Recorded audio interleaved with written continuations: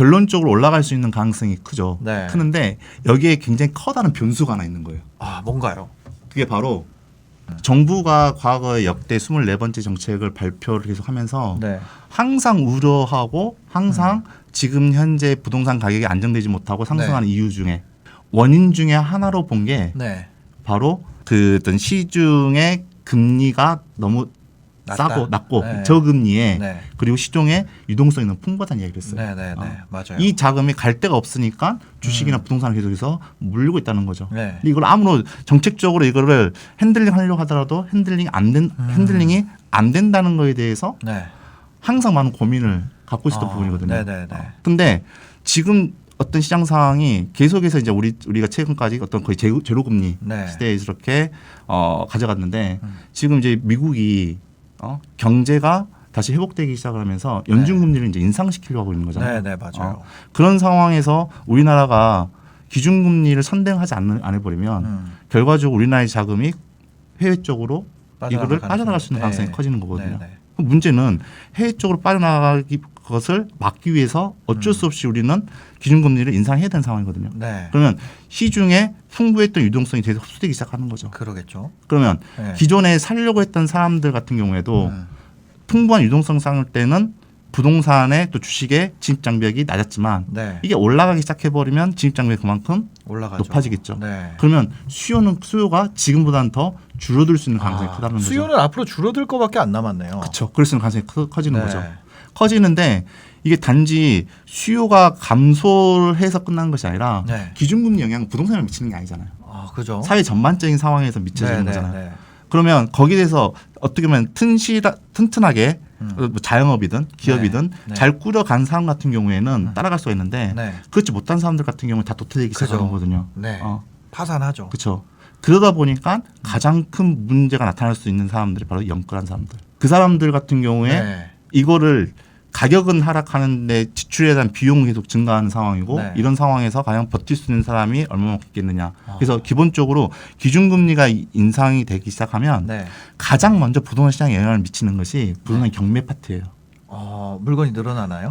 부동산 경매로 들어오는 물량이 증가하기 시작합니다. 이게. 네. 그거를 금리 올라가면 그렇죠. 그걸 감당이 안 되니까.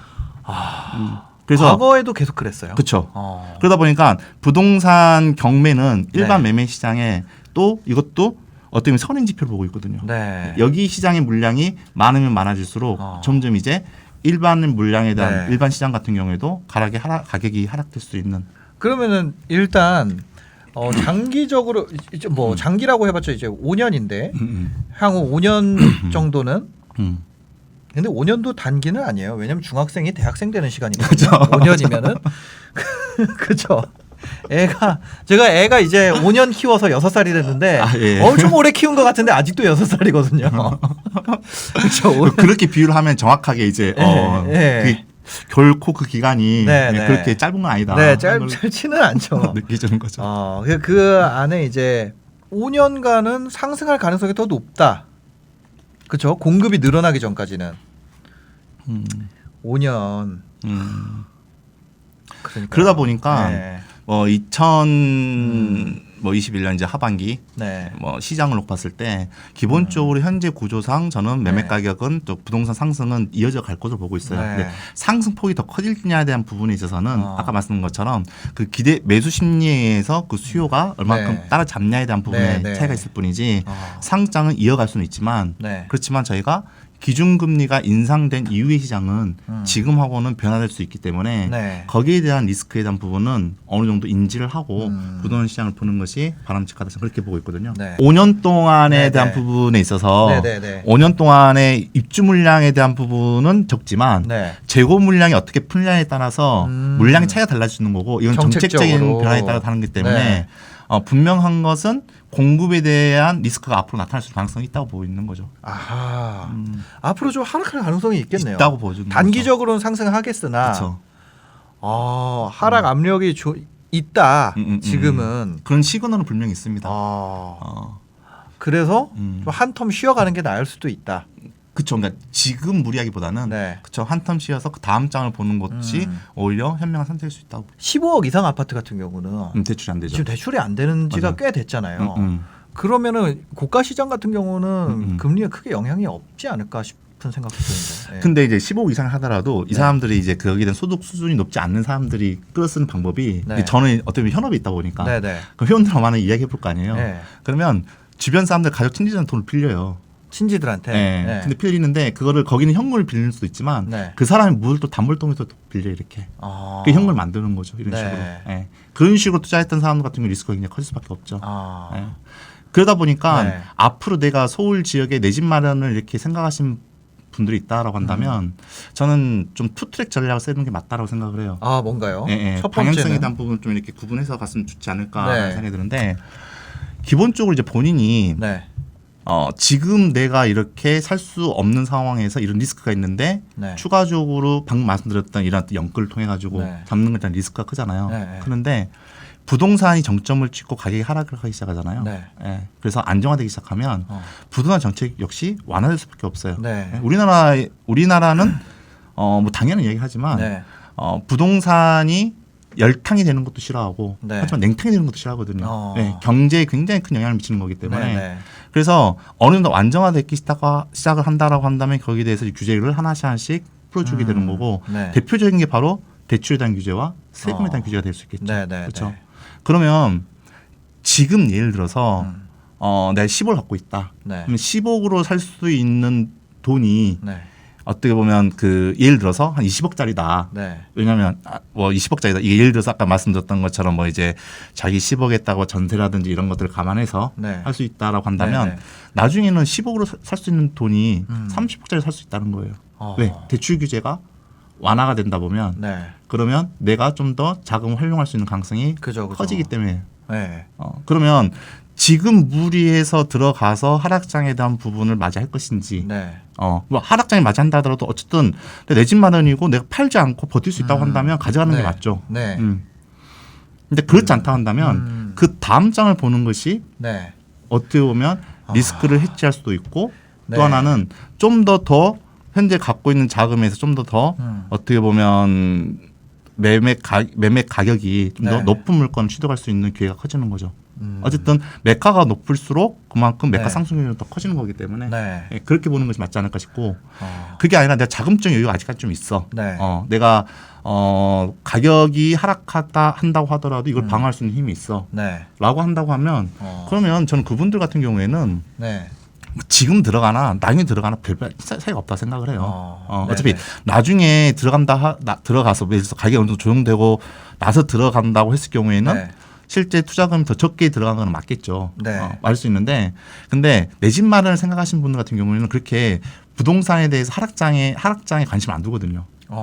그죠. 그러다 보니까 차라리 미리 들어간다 하더라도 네네. 이유는 그거예요. 어쨌든 서울의 과거의 40년의 시간을 봤을 때 네.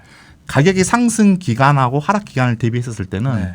상승 기간이 훨씬 컸고 하락 기간이 짧았거든요. 그렇죠. 그렇죠. 네. 예를 들어서 IMF 가장 최근에 네. 상승과 하락장만 놓고 본다 하더라도 네.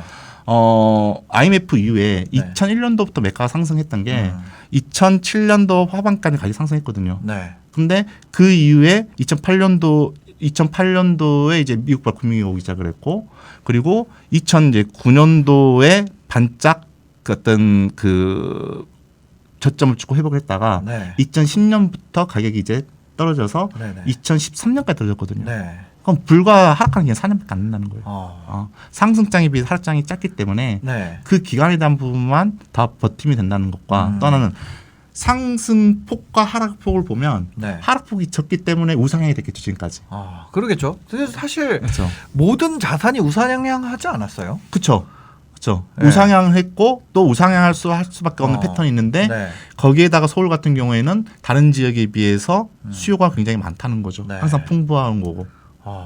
그래서 그런 관점으로 본다고 한다면 저는 내 집 마련에 여유가 있다라고 네. 하신 분들 같은 경우에는 저는 뭐 왜냐하면 사실 뭐 전망에 대한 것들을 이야기를 하고 네. 하지만 시장의 상황이 어떻게 또 변하고 어떻게 할지에 대한 부분에 대해서는 또 미국이 또 이렇게 연준금리를 인상한다고 하더라도 네네. 그 기간이 굉장히 가파르게 빨라지느냐 아니면 정말 천천히 올라가냐에 따라 달라지는 네네. 부분이기 때문에 그죠. 그래서 하루라도 빨리 접근하는 것이 좀 맞지 않나 싶어요. 다음 장이 오긴 오겠죠? 온다고 믿고 있죠. 네. 그러니까 근데- 지금은 안 올 것 같지만 예. 그 전에 오는 게 팩트입니다. 2007년 위기, 2008년 위기 때도 위기가 안 올 것 같았어요.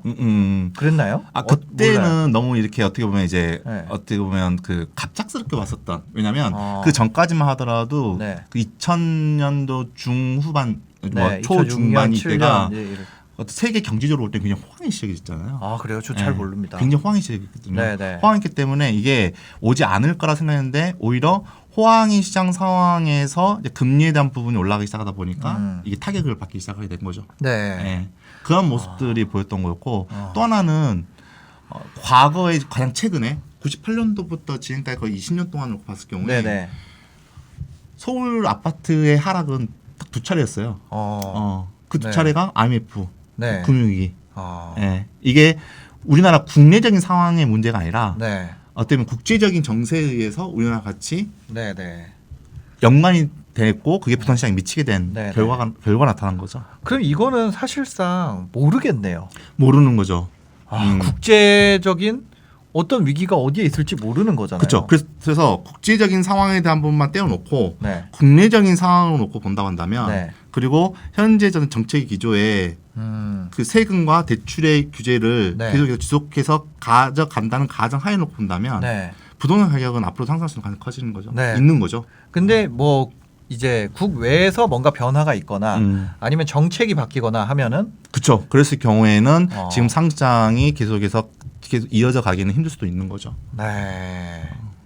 아 그래서 근데 지금은 뭔가 파티가 너무 무르익은 느낌이 있다. 그렇죠. 끝날 가능성이 있다. 네. 그럼 이런 때에는 음. 안 사는 게 나은 거 아니에요? 근데 그게 네. 좀 전에 말씀을 드렸던 것처럼 네. 그게 두 가지의 관점인데요. 네. 첫 번째는 본인이 이제 실곧 내 집 마련을 네. 하는 관점으로 놓고 본다고 한다면 자금적 여유가 있다고 한다면 네. 보통 내 집 마련 한 사람들이 그 타임을 못 잡아요. 못 잡으니까 네. 그냥 지금이라도 본인이 관심 있는 지역에 네. 나중에 살라고 한다고 했을 경우에는 그러면 나중에는 하락장 때 모르고 상승할 때 또 이제 네. 드랍으로 살려고 하는데 네, 네, 그 네. 기간에 또 너무 하락폭은 예를 들어서 한 2억인데 네. 상승은 또 3, 4억 뒤에도 접근한다고요. 네, 네. 그럴 바에는 이렇게 가는 것이 맞지 않냐 생각이 네. 드는 거고 아. 또 하나는 시장의 흐름에 대한 문제인데요. 네. 지금 방금은 제가 서울시장만 놓고 이야기를 했거든요. 맞아요. 근데 수도권과 지방시장은 또 서울시장과 또 다른 문제라고 보고 있어요. 왜냐하면 서울 같은 경우에는 2013년 이제 4월 네. 저는 이제 4월 기준으로 보고 있는데 네. 그때 이후부터 매가 상승이 지금까지 이어서 8년 동안 이었다고 보고 있는 반면에 네, 네. 수도권도 일부 지역도 수도권 한 50% 이상도 그렇고 지방 같은 경우에도 그렇고 네. 그런 지역들 같은 경우 이제 상승되는 시점이 네. 2019년, 2020년, 최근 2021년도 상승하는 지역들도 있거든요. 네, 네. 맞아요. 그러면 상승의 기간이 짧을수록 네. 상승의 기간이 짧을수록 리스크는 그만큼 적다고 봐야죠. 왜냐하면 앞으로 상승할 수 있는 가능성이 더 네, 네, 네. 커질 수 있기 때문에. 네.